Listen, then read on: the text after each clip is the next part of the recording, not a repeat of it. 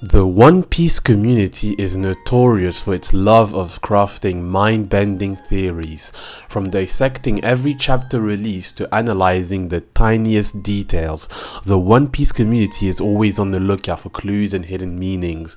With how big this story is and how Oda has left so many mysteries unanswered, it only makes sense for there to be this many theories trying to unravel everything. We'll start with the first theory: Blackbeard has 3 devil fruits. That's right, this theory would suggest that Blackbeard has eaten a 3rd devil fruit. We all know during the Marineford War, Blackbeard was able to take Whitebeard's power using an unknown ability. He is the only pirate in history having ever been able to have 2 devil fruits inside of him without dying.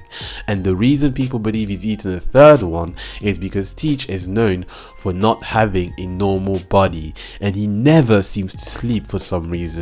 So his body not functioning like a normal human could maybe be the reason why Blackbeard was able to have 3 devil fruits.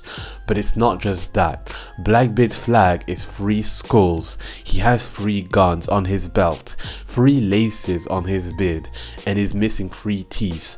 The number 3 is quite recurrent with this character, which could hint at Blackbeard having 3 devil fruits. Since we're talking about Blackbeard, people also believe that he is half fishman.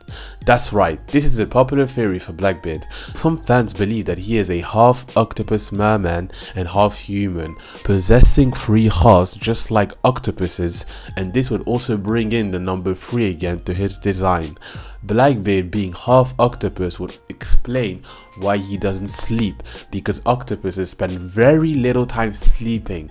Only 1% of their lives is actually spent sleeping, while humans have 1/3 of theirs stolen from sleep.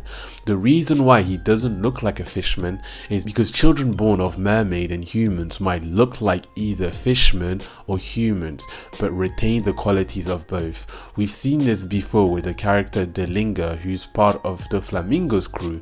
He was a hybrid between a human and a fighting fisherman, but he looks pretty human. This could be the same case with Blackbeard, but with an octopus fishman. Moving on to the 3rd theory, the Davy Bag fight is much more important than you think. For many, the Davy Bag fight arc is considered one of the less significant arcs in Luffy's journey.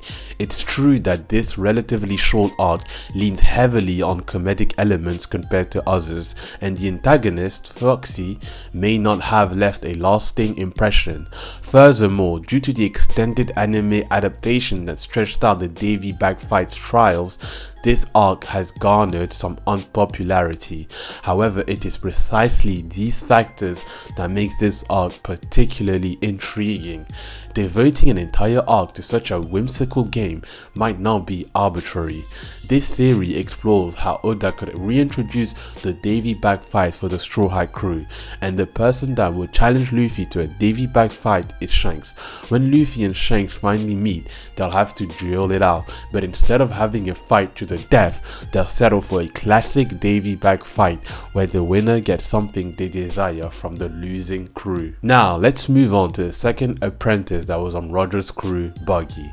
So we all know how Buggy mistakenly gets recognized for things he never did. Everyone around him thinks he's this great pirate, but in reality he's just a fraud. From becoming a 7th warlord of the sea to now being one of the 4 emperors that rules the new world, Buggy has gone way further than anyone had ever expected him to. But all this fame and glory is expected when Oda, the mangaka himself, has stated in an SBS that he was his favorite One Piece villain.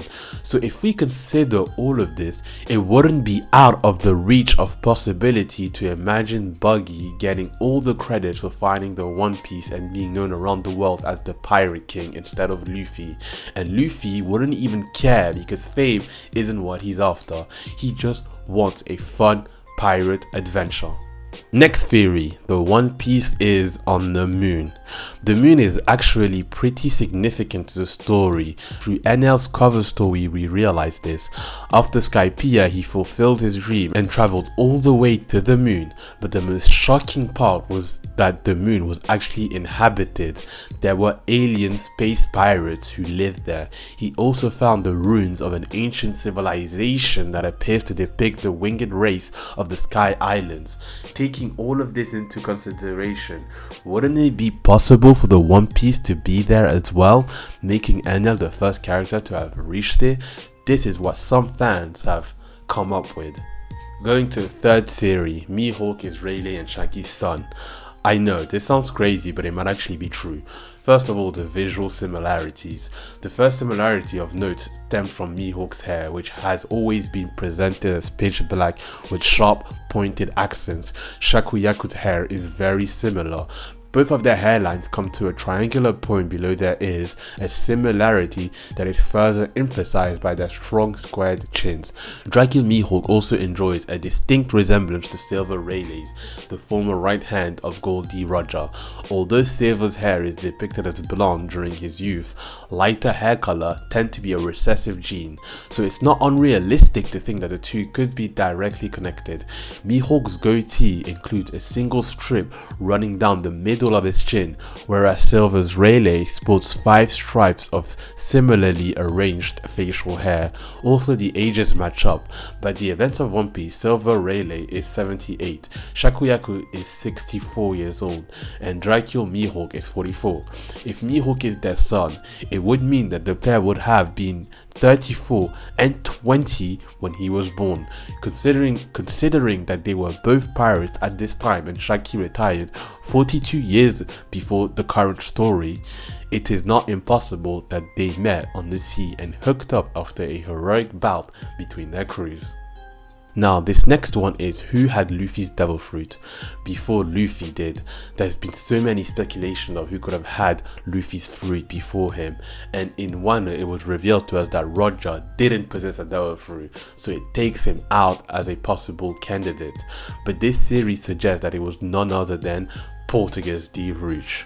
That's right, Ace's mom, who previously had Luffy's fruit.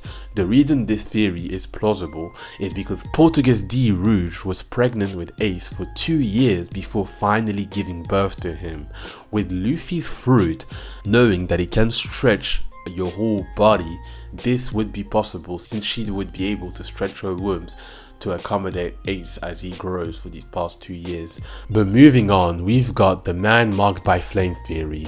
The man marked by flame is a mysterious character first ever mentioned by Kid in chapter 1056, and we were later told by Lafitte that the man marked by flames can be found on a pitch black ship and that he can create giant whirlpools, which seems like he's a devil fruit user. The theory is that the man marked by flames is the pirate with an eye patch that Oda mentioned back in 2007. He said that he'd appear in the final phase of One Piece, and recently Oda stated that we are now in the final saga and he'll finally be drawing all the mysteries of this world. With a couple years of One Piece left, maybe it is time to introduce this character that wears an eye patch, and the man marked by flames could be him. Second theory is Crocodile Mom. This theory, I'm sure you've already heard of it. It's probably one of the most long-running gag theory in One Piece, but it's actually still believable. This theory grew into fruition because back in Impel Down, Emperor Ivankov convinced Crocodile to follow their orders by holding a deep, dark secret over him. Given that it's Ivankov that's blackmailed Crocodile, and we know he can change people's gender with his hormonal power, it is believed that Crocodile was born a woman and asked Ivankov to be turned into a man. But this theory goes even further than that, because not only does it state that he's a woman, but that he's actually Luffy's mom. What's interesting in all of this is that Oda has stated that Luffy's mom is a character that he's drawn repeatedly before, so this guess of Crocodile being Luffy's mom might not be as crazy as we think. Last but not least is Luffy's true dream. When they were kids, Luffy told Sabo and Ace that he was gonna do something, and we never saw the end of that sentence. Similarly, Roger did the same with Whitebeard and Oden during Oden's flashback in Wano. So Luffy and Roger share this dream that we actually have no idea what it is. It's not becoming the Pirate King or finding the One Piece, so what could it be? Well, this theory suggests that it's simply to have a huge party slash feast with everyone in the world.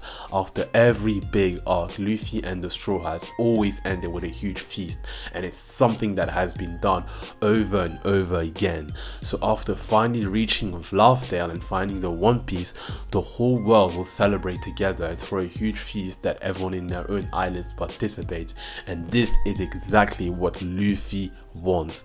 The main defining quality of this dream is that it's childish, which perfectly describes Luffy's personality.